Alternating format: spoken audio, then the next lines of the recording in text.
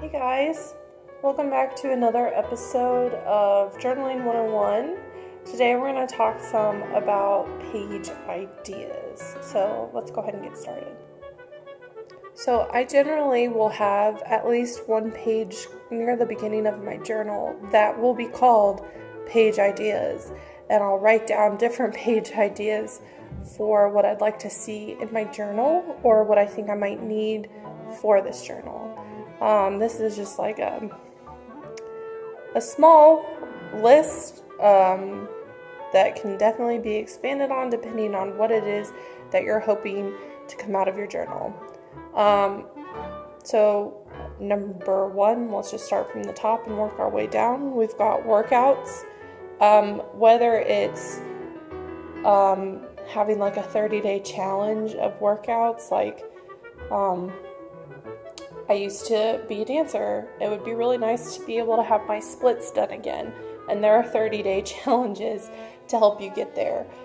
Some people have the couch to 10K challenges that you might want. Or it might be what workouts work for you and which ones don't. And you can try by writing out a bunch on that page, trying them all out, and figuring out which ones your body is just not really responding to, and maybe it's just right now and you could try that again later.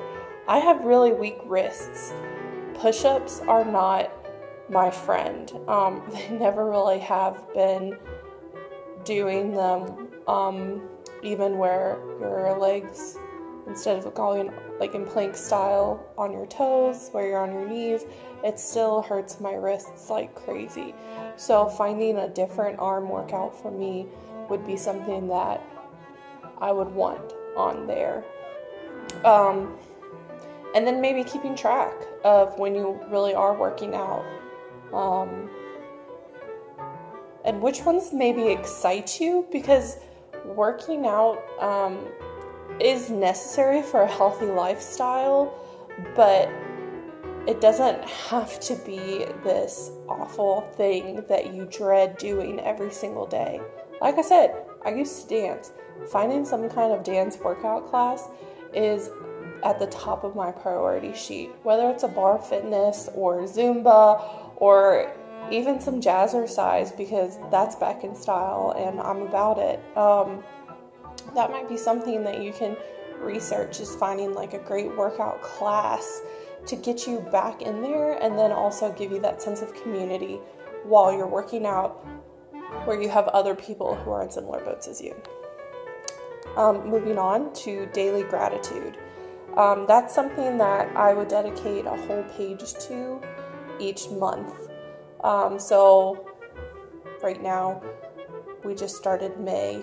And so I would only have May 1st through 4th filled out. And in doing that, it requires me to come back to that same page every day in May to write something that I'm grateful for that day.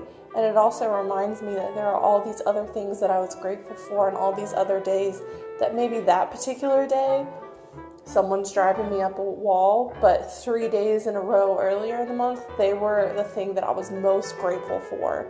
And I just think that that's a great thing to have, no matter corona stuff or not. Anyway, daily gratitude, I think, is just a big, powerful, awesome, emotional and mental booster in our lives. So I always put that down as a page idea. Brain dump, I talked a little bit about that last time, whether about your whole journal being that, or I don't even really necessarily dedicate pages to brain dumps. When I need a brain dump, I find a blank page and I just brain dump. But maybe you want your journal a little bit more organized than that, and so you want certain pages each month or each week or however it is that you're organizing your journal to be brain dump pages. Meal plans, meal prep, whether you're trying out new dishes or you watch the Food Network or the Great British Bake Show, which is like my favorite show. And there are new things that you want to try out, or you know that a certain month is just going to be busier than others, and you want to try to meal plan for the whole month so that you know exactly what you're getting for exactly which meals when you go grocery shopping. That's a great thing just to have in general. Contacts, having all of your contacts in somewhere other than your phone. Take it from someone who's been to many a Mardi Gras, where I've had random strangers ask to borrow my phone and then have no idea any phone number whatsoever to call, because the only one that they know by heart is their own and 911. Neither one of which is one that you really want to be calling when you're lost at Mardi Gras. So having a contacts page and rewriting that contacts page in every single journal, even if it's just like your top in case of emergency people, is a great way to also help you memorize phone numbers in these days of where technology rules our lives, and then sometimes dies on us in the most unfortunate circumstances. To-do lists, that can be daily, weekly, monthly, yearly. It can be something like you'd have like a whole page where it's like, when was the last time I ... and then under there you could have things like changed the oil in my car, washed the bed sheets, washed the bathroom towels, vacuumed, cleaned the bathroom, things that maybe you don't do on a daily basis, especially if you're, say, in college or in your 20s and you live alone, or you have like one or two roommates and you're not sure which one of you really is supposed to be in charge of cleaning certain areas like the stove. So that's just like a good place to have those kinds of things as well. It doesn't just have to be a daily to-do list. Work notes, that's kind of self-explanatory. When you're on a phone call, in a meeting, or something just comes to you, having like a little page to jot down, maybe putting the date next to it, notes for your job. Playlists, I like having a playlist for every occasion.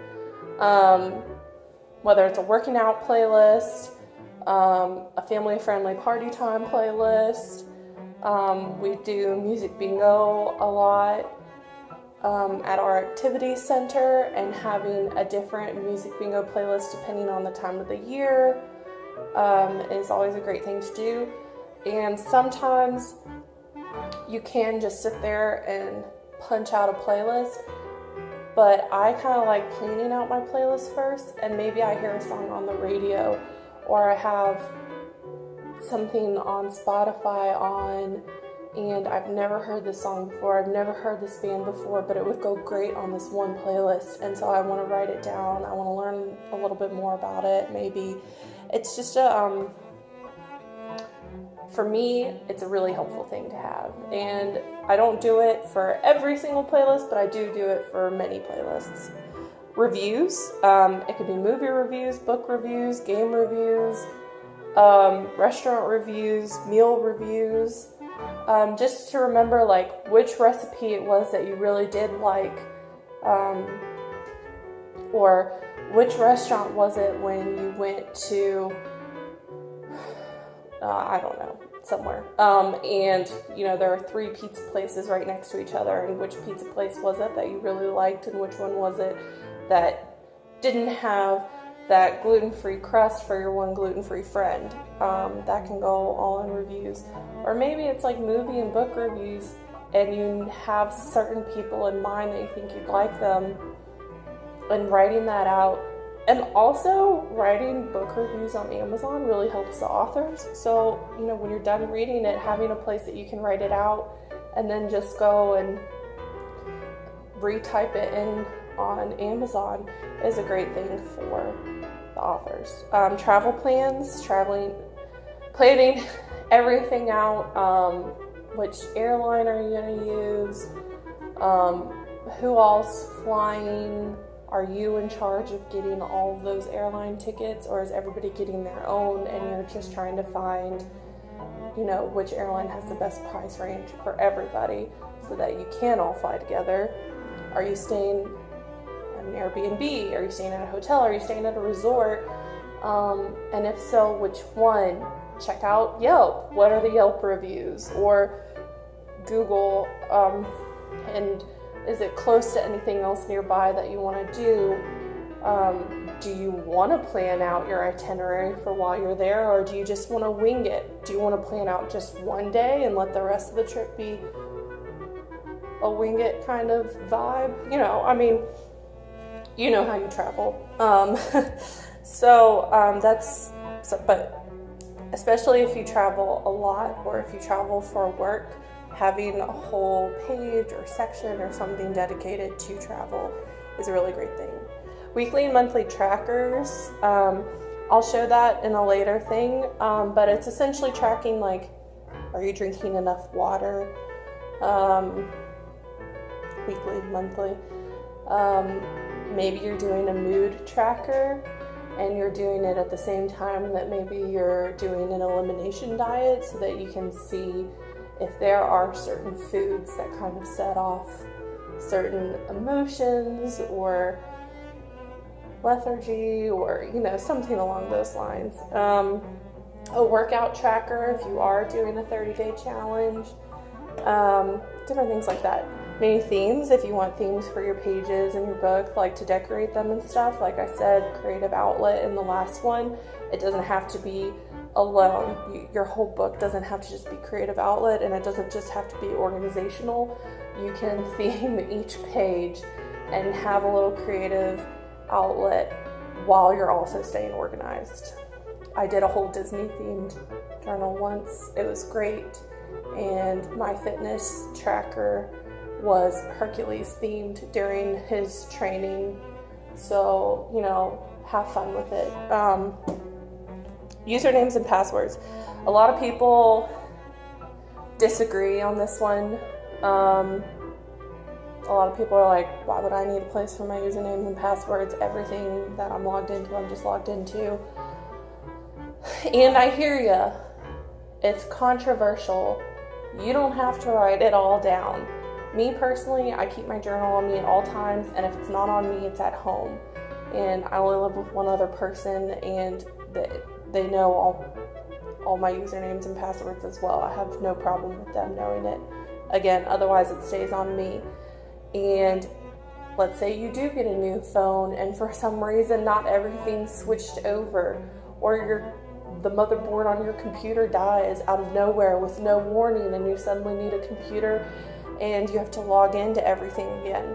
Having a place where you've written down certain usernames and passwords is a great thing, and not having it all on your phone is even better, because having everything being relied on in one place is not always the best thing to do.